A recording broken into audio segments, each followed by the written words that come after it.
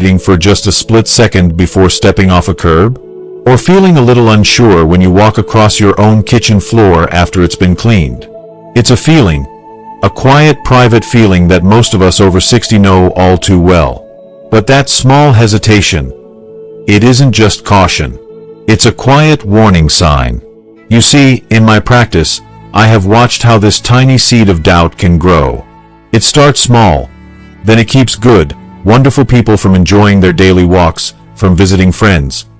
Slowly, almost silently, shrinking their world until they feel trapped in their own homes. The fear of falling. It becomes a bigger prison than any physical limitation.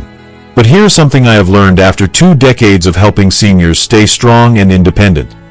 Most falls are not accidents. They are predictable. And because of that, they are preventable. It so often comes down to small, unconscious habits that we've picked up over the years without even realizing it. I'm not just talking about theories from a textbook. Let me tell you about a patient of mine. We'll call him John. At 78, his greatest joy in this world was his daily walk to the park to meet his grandkids. But after one minor slip on his own porch, he became so fearful that he stopped going out altogether. He started walking with his head down, his arms held stiffly at his sides. And the irony is, these new habits he thought were keeping him safe were actually putting him in far more danger. His story is the very reason I knew I had to make this video for you today. Today, we are going to walk through 7 simple habits that can rebuild your walking confidence, right from the ground up. I want to be clear, these are not strenuous exercises. They are small, powerful adjustments you can start making the very moment this video ends, right in the comfort of your own living room. And please, I ask you to make sure you stay with me until the very end. The 7th and final habit involves an item you use every single day, and it's the one most people completely overlook. Frankly, understanding it could be the single most important thing you do this year to protect your freedom and your independence. Everything I'm about to share isn't just my personal opinion. It's based on established principles from physical therapy and geriatric science, all simplified for real, everyday life. Before we dive in, I truly want to know how many of us have felt this. If what I've just shared feels familiar to you, if you've ever had that moment of hesitation, please comment a simple yes below. It helps me understand, and more importantly, it shows others in our community that they are not alone. Okay, let's get started.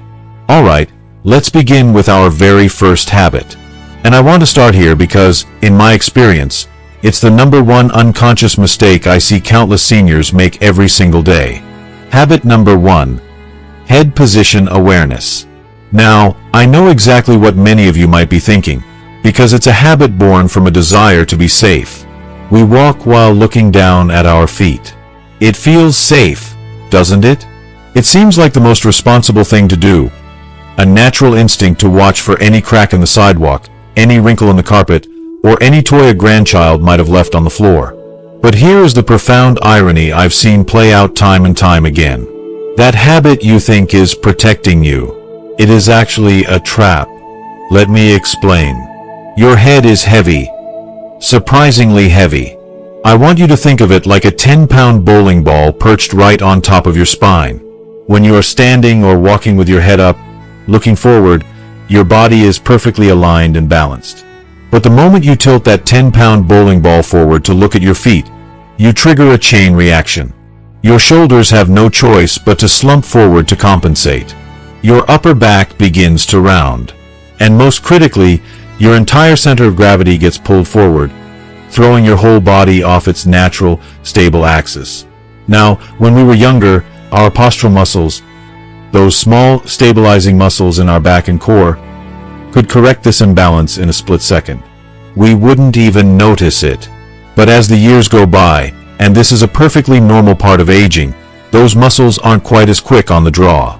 That small, forward shift in gravity becomes much harder for our bodies to correct instantly. And that is the hidden reason why you might feel more hunched over some days, or why your steps just don't feel as steady and secure as they used to, even on perfectly flat ground. This isn't just a theory. I think of a lovely patient of mine, a lady named Margaret. At 82, she was sharp as a tack, but she was living under a constant cloud of fear. Her beautiful Persian rug, a gift from her late husband, had become her greatest enemy. She was so terrified of catching her toe on it that she would only cross it by staring intently at her feet, taking tiny, shuffling steps. I didn't give her a complicated exercise. I just gave her a new target. I said, "Margaret, when you walk through this room, I don't want you to look at the rug. I want you to look at that beautiful lamp on the end table across the room." The change was immediate. Her head came up. Her shoulders naturally went back. She walked across that rug, and when she got to the other side, she turned to me with tears welling up in her eyes. She said, "Doc, I feel taller." It was never about the rug. It was about where she was looking. This leads us to the wonderfully simple solution that physical therapists have used for years. They call it the 20-80 rule. Spend 80% of your walking time looking forward, about 10 to 15 feet ahead of you. Just let your eyes do the work. The other 20% of the time, that's when you can glance down with your eyes, not your whole head, to check the path. So, starting today, I want you to try this. When you walk from the living room to the kitchen, make a new goal for yourself. Focus on the handle of the refrigerator, not your slippers. If this simple idea about your head being a steering wheel for your body makes sense to you, if you just had a little light bulb moment, take a second and comment posture below. It's a way to lock it in your mind and to let our community know you're on this journey with us.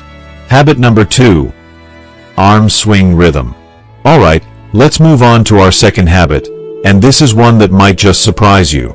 It has to do with something most of us stop thinking about after we learn to walk as toddlers: our arms.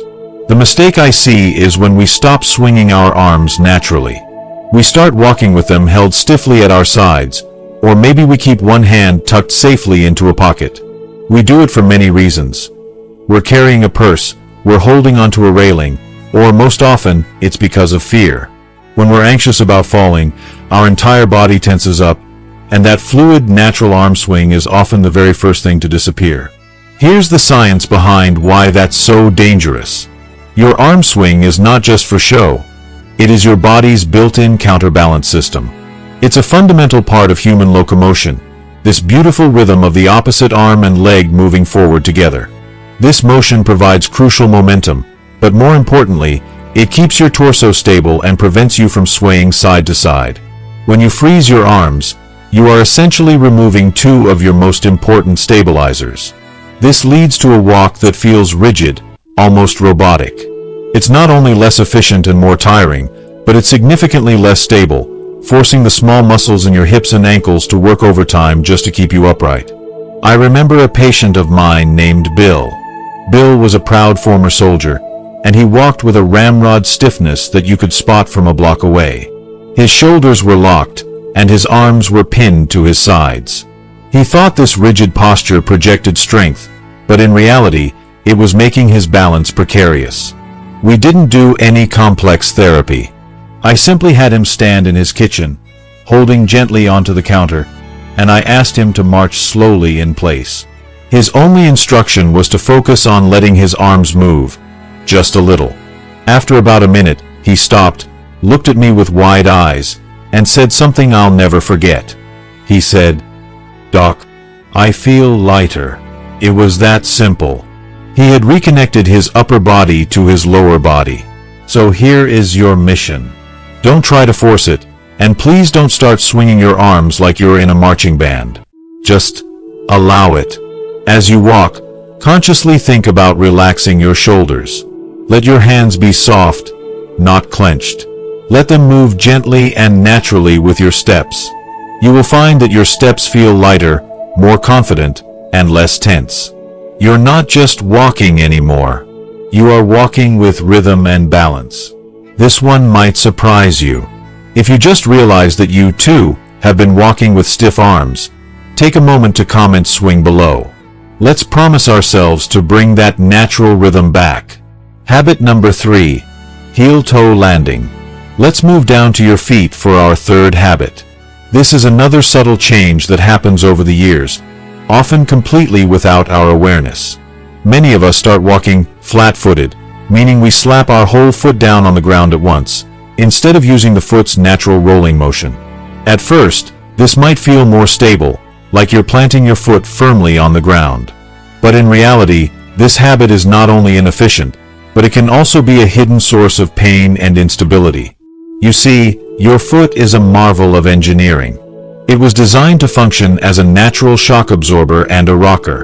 The correct, healthy way to walk is what we call the heel-to-toe pattern. Your heel should make the first gentle contact with the ground, then your foot should roll smoothly through the arch to the ball of your foot, and finally, you push off with your toes to propel you into the next step. This graceful rocker motion does two critical things. It absorbs the jarring impact of each step, protecting your joints, and it creates a smooth, forward momentum. Now, as we age, weakened ankle muscles or stiff joints can make this flat-footed habit emerge. It feels easier, but it sends those jarring shocks straight up the kinetic chain, into your ankles, your knees, and even your hips. It's a very common, yet often overlooked, reason for that persistent aching in the knees or hips after a walk. It also makes you far more likely to catch the front of your foot on a transition strip or the edge of a rug. Biomechanics studies have confirmed time and again that this heel-first pattern is the most energy-efficient and stable way for humans to walk. I recently worked with a client who was complaining of terribly sore knees, which she had accepted as just a part of getting older. But I watched her walk, and I noticed she was stomping, landing flat with every single step. We didn't need medication or complicated braces. We simply spent about 10 minutes each day for 1 week, practicing a new way to walk in her hallway. Her only job was to focus on that gentle heel roll toe motion. The result was remarkable. Her knee pain decreased noticeably because she was no longer fighting her body's natural design. Here's a simple way you can practice this at home. I call it silent walking. Find a hard surface floor in your home and try to walk across it without making a sound. The only way to achieve this is by landing softly on your heel and rolling gently forward. Stop stomping and start gliding.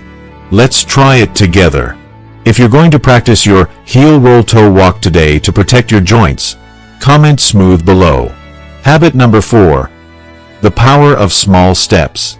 Now we come to our fourth habit, and this one requires us to unlearn something many of us were taught our whole lives.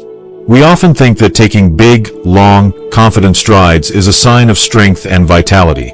But as we get older and our bodies change, that long stride can quietly become a serious liability. The problem is simple physics. When you take a very long step, your foot lands far out in front of your body's center of gravity. For a split second in every single step, you are creating a moment of profound instability. You are, in essence, performing a tiny, controlled fall, and then relying on your strength and momentum to catch yourself and push into the next step. When we are young and our reaction time is lightning fast, this isn't a problem. But a core truth of aging is that our reaction time, our brain's ability to sense and react to a loss of balance, slows down just a little. That split second of instability created by a long stride is a much bigger risk for us.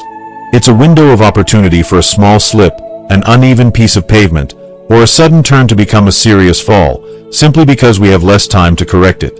If you ever feel slightly off balance when you have to turn quickly, or feel like you have to catch yourself after each step, it's very likely that your stride has become too long for your body's current reaction time. The proof of this is something your own body instinctively knows. I want you to picture yourself walking on a patch of ice. Do you take long, confident strides? Of course not. You automatically shorten your steps, keeping your feet much closer together, more directly underneath your body.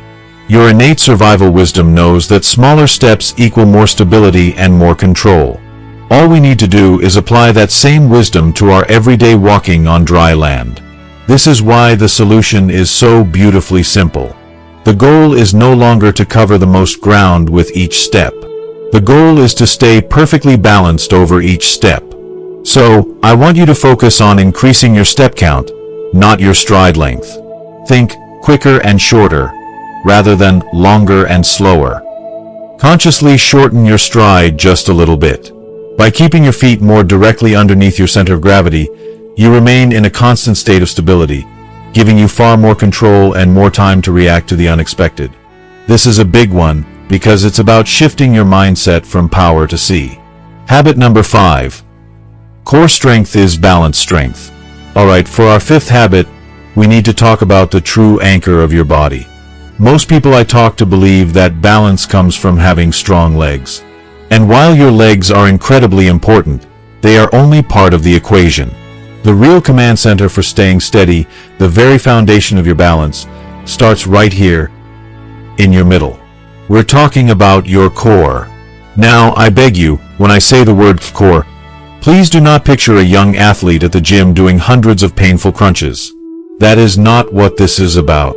For us, in this season of life, core strength simply means having enough functional stability in the muscles of your stomach, your lower back, and your hips to keep your body upright, aligned, and steady as you move through your day. I want you to think of your core as the strong, solid trunk of a mighty oak tree.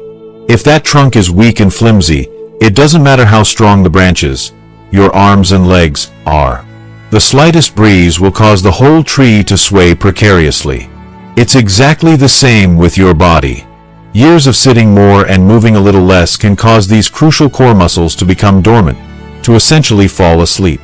And that is a primary reason why you might start needing to use your hands to push yourself out of a chair, or why you feel like you might just topple over when you reach up to get something from a high shelf. Your anchor has become weak. The good news, the truly wonderful news, is that waking up these muscles doesn't require a gym membership or getting down on the floor. I once had a patient, a delightful woman named Dorothy, who was becoming increasingly reliant on her walker. She was convinced her legs were failing her. I explained this concept of the core, and we came up with a simple plan. She loved watching her afternoon game shows. I told her, Dorothy, every single time a commercial comes on television, your only job is to sit up straight and gently tighten your stomach muscles, as if you're pulling your belly button back towards the spine. Just hold it for 10 seconds. She did it faithfully. Within 1 month, she called me, her voice full of excitement. She said, Doc, you won't believe it. Today, I got out of my favorite armchair, and I didn't use my hands. She hadn't done a single leg exercise. She had simply reawakened her anchor. You can do this too. I call it the invisible exercise. Right now, whether you're standing or sitting, just gently pull your belly button in towards your spine. Hold it for 5, 4, 3, 2, 1, and release. No one in the world even knows you're doing it, but you are powerfully retraining your body's foundation. Do this while you're brushing your teeth, while you're waiting for the microwave, or while you're standing in line at the grocery store. Who knew building your core strength could be so simple and so discreet? If you are going to try the invisible exercise starting today, comment a powerful yes below. Habit number 6. Awareness of floor transitions. Let's move on to our 6th habit. This one is all about what's happening in your environment, and it addresses a silent danger that is responsible for a shocking number of falls. We spend most of our lives walking on autopilot, especially in our own homes. We don't consciously think about the small, but potentially treacherous, changes in the floor beneath our feet. I'm talking about the transition from the soft, high-friction surface of a living room carpet to the slick, low-friction surface of the kitchen tile. Or the way a shadow cast by a door threshold can create an optical illusion, making it hard to judge if the surface is level. Here's what's happening in your brain. Your brain and muscles are calibrated for the surface you are currently on. When you move from one surface to another, your brain needs a split second to receive new information from your eyes and feet, and then send new signals to your muscles to adjust the tension and placement of your next step. It's a neurological process that happens in the blink of an eye. However, as we age, 2 things happen. First, our reaction time for this process can slow down just a fraction. Second, common changes in our vision and depth perception can make it harder for our brain to even spot these subtle shifts in the first place. That tiny delay, that moment of inattention as you cross a threshold, can be disastrous. It's often all it takes for a foot to slip just enough to throw you off balance. In my years of practice, I can tell you that one of the most common locations for a fall inside the home is not on the stairs. It's right at that transition point between the living room and the bathroom, or the hallway and the kitchen. These are known danger zones precisely because we cross them on autopilot. The solution is a simple but powerful mental trick. You need to switch off your autopilot. You do this by narrating your walk internally, especially as you approach a transition. As you walk down the hall towards the kitchen, I want you to literally think the word tile. As you are about to step from a bright, sunny patio into a dimmer house, I want you to pause for just 1 single second at the doorway. 1 second. That's all it takes to let your eyes adjust and for your brain to prepare for the change in surface and lighting. This conscious act of naming the floor or pausing gives your brain the crucial head start it needs to keep you safe and upright. This is a powerful mind trick that builds a safer connection between your eyes, your brain, and your feet. If you'll start naming the floor in your own home, comment aware below. Habit number 7. The role of footwear. And now, we arrive at our 7th and final habit. I saved this for last because it is, without a doubt, the most overlooked, and it involves an item you and I use every single day. I'm talking about what you put on your feet. We often prioritize soft, pillowy comfort over structural safety. Those worn-out slippers that feel like old friends, or those old, flexible sneakers with the soles worn smooth. These are not just comfortable footwear. They are accidents waiting to happen. Let's be very clear about the science. A proper shoe provides a stable, predictable base for your entire body. If the sole of your shoe is too flimsy and can be easily twisted or bent in half, it's not supporting your foot. It's just a sock with a bottom. If the heel is open, like on a mule or a backless slipper, your heel can slide around, causing micro instability with every single step. And most critically, if the tread on the bottom is worn smooth, you have effectively strapped a pair of skis to your feet. You have zero grip on tile, hardwood, or linoleum floors. Foot pain, bunions, or swelling often lead us to choose these loose, overly soft types of footwear, but please hear me when I say this. It is a dangerous trade-off. It encourages a shuffling gait instead of a proper heel-to-toe lift, dramatically increasing your risk of tripping. I will never forget a patient whose life was irrevocably changed by a fall in his own kitchen. The cause? A $10 pair of worn-out, backless slippers he'd had for years. That simple slip resulted in a broken hip, surgery, and hospital bills that exceeded $40,000. But the financial cost was nothing compared to the cost to his independence.